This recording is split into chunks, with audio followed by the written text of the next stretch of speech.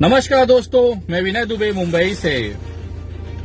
हिंदुस्तान में मुसलमान, इस्लाम एक ऐसी चीज है, एक ऐसी वस्तु हो गई है जिसके वजह से पूरा राजनीतिक उसके आसपास घूमता है। मुझे कभी कभी समझ में नहीं आता कि अगर ये इस्लाम और मुसलमान भारत में ना होता तो ये भारतीय जनता पार्टी वाले बेचारे भिखमंगे तो भूखे मर गए होते। आजकल जिसको देखो मोबाइल उठाता है और इस्लाम को खत्म करने की बातें करता है।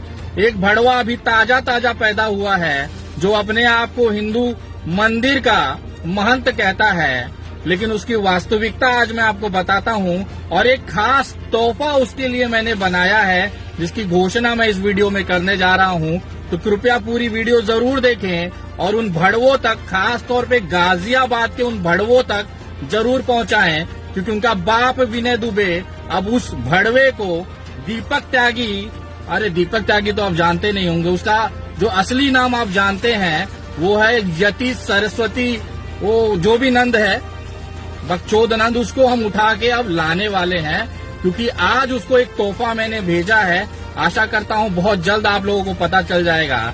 लेकिन ये जो दीपक त्यागी जो अपने आप को यति नरसिंहानंद सरस्वती बतलाता है, ये वही दीपक त्यागी है जिसके घर के अंदर उसके दादा, उसके बाप कांग्रेस के पदाधिकारी रहे हैं। आज जिस कांग्रेस को ये पानी पी पी कर गाली देता है, उसी कांग्रेस के पैसे से इस भड़वे ने विदेश जाकर पढ़ाई की, विदेशों में अय्याशियां की और वापस आने के बाद जब कुछ कर न पाया, सोचिए इतनी बड़ी बड़ी डिग्री होने के बावजूद ये भिखमंगा हिंदुओं को बेवकूफ बनाकर महंत बनकर उन्हें लूटता है। लूटता कैसे है सोचिए।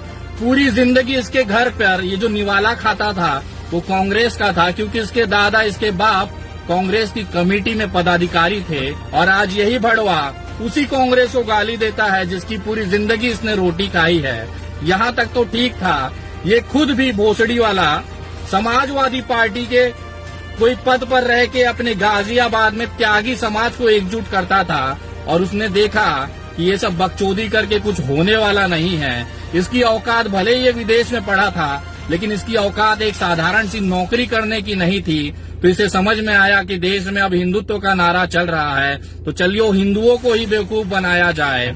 अगर कोई कुत्ता सड़क पर, खुजली वाला कोई कुत्ता, सड़ा हुआ कोई कुत्ता मुसलमान की तरफ मुंह करके भौंक भी दे, तो ये जो भारतीय जनता पार्टी के अंडभक्त हैं और सो कॉल्ड अपने आप को हिंदू के ठेकेदार समझते हैं, ये उस कुत्ते को अपना बाप घोषित कर देंगे। उसका डीएम ऑफिस में जाके सर्टिफिकेट बना लेंगे कि ये जो कुत्ता है इसने मुसलमान को भौंका है, आज से यही मेरा बाप है। ये ले जाके अपनी माँ से मिला देंगे कि मम्मा ये देखो हमारे नए बाप आए हैं, इसका स्वागत किया जाए। ये इसलिए मैं कह रहा हूँ कि ये भोसड़ी वालों का कोई जात धर्म और दीन धर्म नहीं होता है। जो भी मुसलमानों को गाली दे देगा, ये उसे अपने कंधे पे बिठा के अपना बाप बना के घोषित करके पूरा ब्रह्मांड घूमेंगे। आज से कुछ दिन पहले दिल्ली दंगा कराने वाले कपिल मिश्रा इनके बाप हुआ करते थे। आज ये दीपक त्यागी नाम का नया भड़वा जो आया है वो इनका बाप बन के घूमे पड़ा है।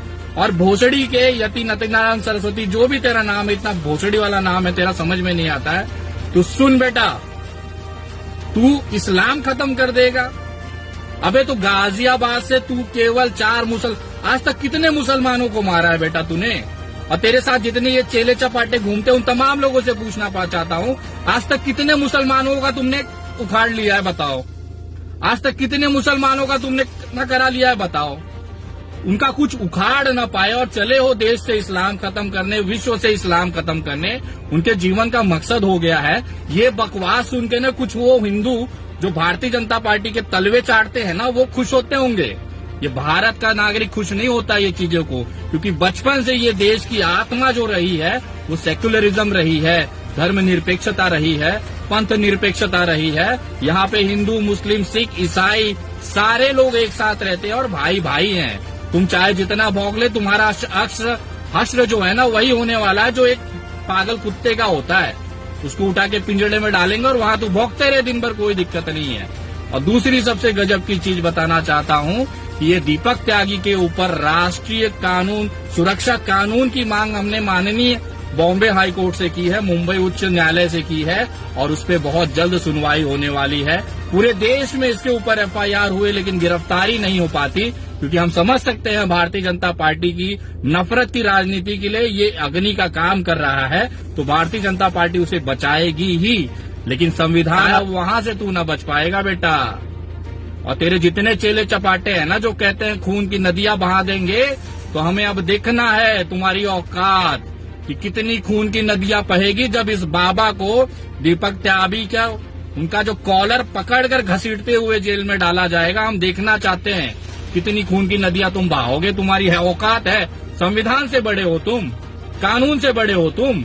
और उन तमाम लोगों से पूछना चाहता हूं जो इनको संरक्षण देते हैं कि आपने अपने बाप की बपौती समझ रखा है देश को।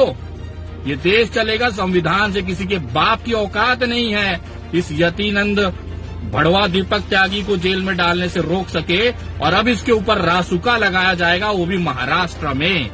हमने याचिका दाखिल की है और हमने आज तक जितनी भी याचिकाएं दाखिल की है वो सारी की सारी सफल रही हैं। बहुत जल्द इस भड़वे को घसीटते हुए महाराष्ट्र लाया जाएगा और इसे धर्मनिरपेक्षता का वो मोहब्बत करने का पाठ सिखाया जाएगा।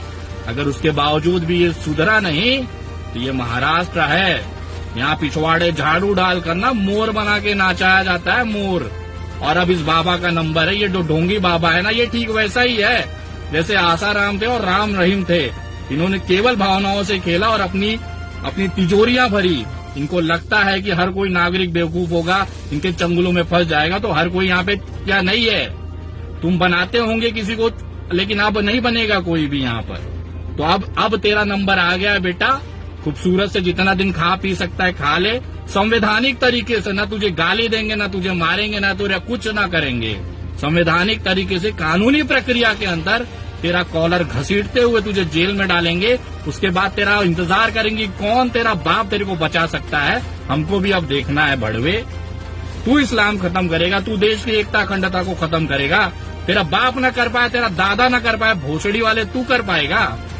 चल कर ले, उखाड़ ले, तेरे को मौका देते हैं। तुझे घसीट के मुंबई लाया जाएगा, तुझे बल भर पेला जाएगा। यहाँ पे पिछवाड़े झाड़ू डाल के तेरे को मोर न बनाया। ये महाराष्ट्र की भूमि नहीं है। इंतजार कर, बस कुछ दिन और है बेटा, भौंक ले जितना भौंकना है। मैं धन्यवाद करता हूँ कि न्यायपालिका का जो इस तरह के प्रावधान उन्होंने रखा है, इस तरह के पागल कुत्तों को जेल में डालने के लिए जो उचित व्यवस्थाएं हैं वो हमारे हाथों में दी है। अब उसका हम संवैधानिक तरीके से पालन करेंगे, न इसे कोई धमकी देंगे, न गाली देंगे, न कुछ करेंगे। उन तमाम लोगों का भी मैं विशेष तौर पे निषेध करता हूँ जो सर कलम करने की बात करते हैं, इसको गोली मारने की बात करते हैं, इसकी हत्या करने की बात करते हैं। उन तमाम लोगों में और इसमें कोई ज्यादा फर्क नहीं है। वो भी जाहिल है और ये दूसरा जाहिल है।